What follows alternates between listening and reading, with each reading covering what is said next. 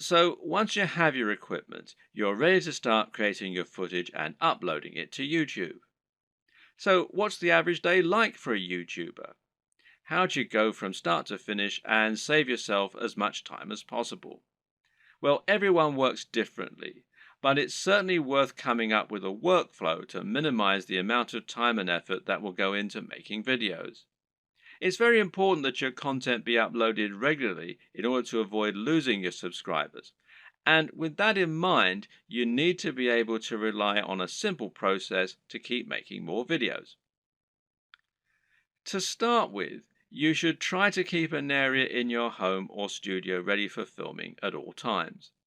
Designate a corner of an office or somewhere else to record your footage. That way, you won't have to get everything out and set everything up each time you want to film. It'll be there ready for you to go right away. This also means you can create a set for yourself and a backdrop. This is very important because it will once again greatly improve your professionalism. You don't want to record footage of yourself talking in front of an untidy bedroom with clothes strewn everywhere. Nor do you want to record in an untidy office or any other part of the home that just looks like someone's house, unless, of course, your niche is about something for the home. Rather, your aim is to make a professional looking set that will help to reinforce the lifestyle that you're trying to promote. Now, this might mean that you set up an area in your home to reflect what you're trying to say about yourself, and this could be a very clean and modern looking desk setup, for example, or it could be lots of comics and film merchandise. Another option is to use a completely white background, which is achievable with your lighting equipment and a white wall or even a bedsheet pulled taut, or to print out a large canvas or poster that you can use for your backdrop.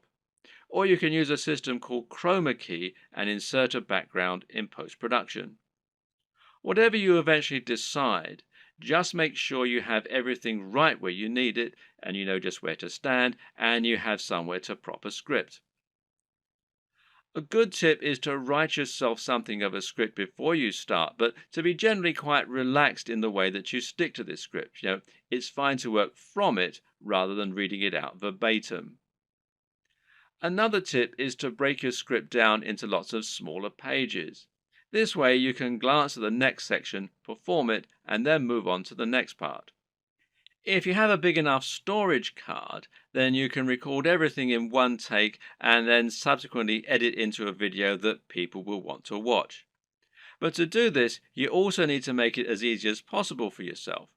You can do this by moving slightly each time you perform the next page. This will not only help you to see when you got the take right when looking at the footage in the editor, you'll know that the take just before you moved was the right one, but it'll also make it much more dynamic video as you'll be moving position on the camera as you speak. This makes it easier to edit in cuts too, as when you cut, you need to either keep your position the exact same or make it purposefully very different. You can't just move slightly, as this will look like an awkward twitch. Another tip is to clap at the start of each new section.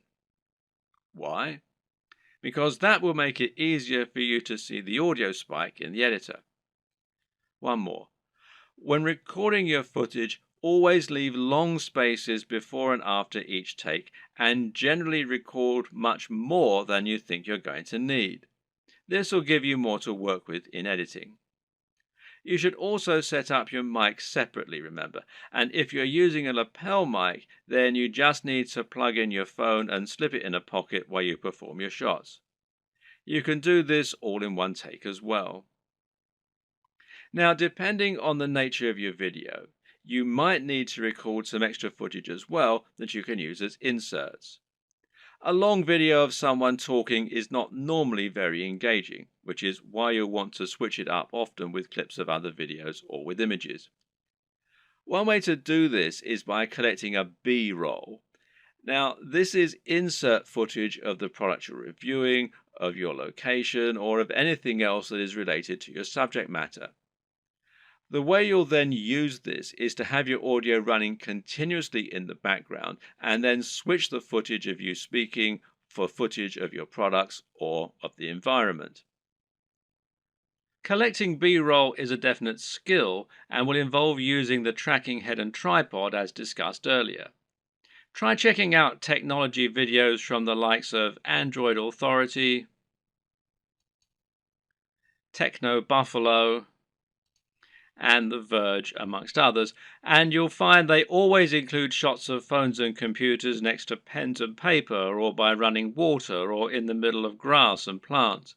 In any case, the environment helps to showcase the beauty of the design and engineering, and it makes the shot more interesting, than just a simple shot of a phone in someone's hands.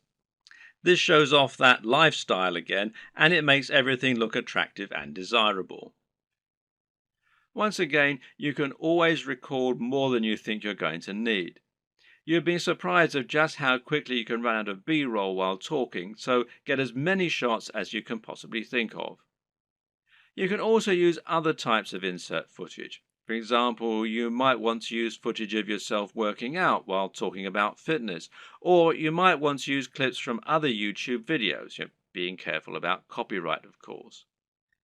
The latter you can accomplish by using various tools that allow you to download YouTube videos. A good choice is Hyper for YouTube, which you can download for free from the Windows Store.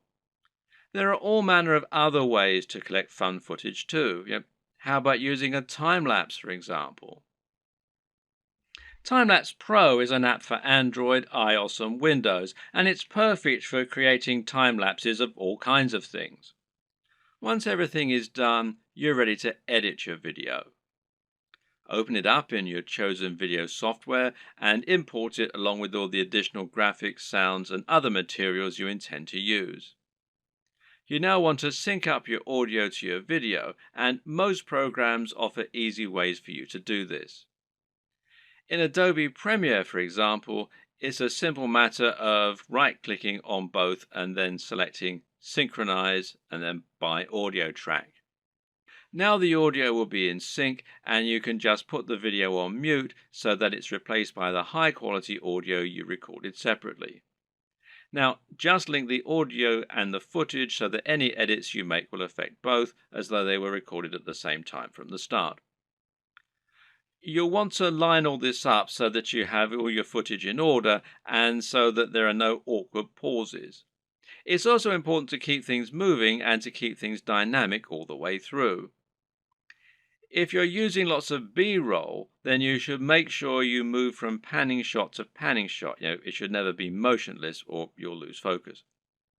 So make sure that you record lots of footage so that you have lots to work with, but then edit heavily too so that you're losing lots of it. Once everything is in order and the sound is lined up, you can then start to insert your extra footage and lay this over the top, intersperse it. Normally, you'll keep the audio going continuously and just cut back your video as you do this. If you watch the aforementioned Android Authority videos, then you'll notice that they tend not to have much of themselves talking at all. They have a clip at the start and at the end, and perhaps one or two in the middle, and the rest is all B-roll. Finally, try adding the video opener, any bottom thirds, and your logo and your music, and make sure that you get the audio balance right with the music, and consider using a small introduction before the opener. These final touches will give your video a real air of professionalism while helping to really drive home your branding. Now you just need to save your video in a format that YouTube likes, such as MP4, and then start to upload it to your YouTube account. All this can take a fair bit of time, so be sure to leave yourself time unless you have a really fast connection. And this will be even truer if you're using 4K footage. A tip is to use Chrome to upload. Google made Chrome and they own YouTube, so the two play nicely together. If your upload is interrupted and you're using Chrome, then you'll be able to resume it from where you left off later on, even if the computer's been turned off. While your video uploads, you can use the time to fill out a few of the extra details that YouTube requires from you. YouTube will ask if you want to monetize your video with ads, for example. And of course the answer is yes, as long as you aren't overtly selling anything in it. Likewise, you'll be able to write your title, your description, and your keywords. Make sure that your title is descriptive of your video, while also being something that people will want to search for and something that people will be tempted to click on when they see it. We'll go into this in more detail in a subsequent video. Finally, make yourself a thumbnail to act as the image that people are going to see before they click on your video. If you don't do this, then YouTube will select a still from the video itself, and while this can work, it might not give potential viewers the right impression of what your video is all about. The right thumbnail image can make a huge difference by making your video much more appealing and impressive looking when it appears in the feed.